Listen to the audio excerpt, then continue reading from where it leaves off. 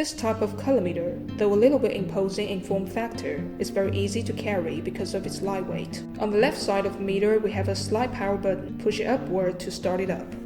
The charging ports can be found on top of the device. Back around here, we have a measure button. Pressing it allows you to take your measurement. And what you see here is the meter's nominal samples. And we're going to test its functionality using this phone cover. Let's put it on the cover and take a measurement. And here's the reading it takes.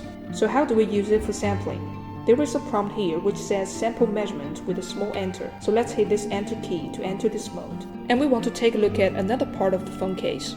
Press the measurement key on the back to see the reading. And the result indicates blue shifted and pass. Then let's check out the inner side of this thing. Press the back key and wait for it to get a result. Okay, there we go. You can see the sampling result shows fail. But as we put meter on the opposite side, let's see what result we'll get this time. The meter shows pass.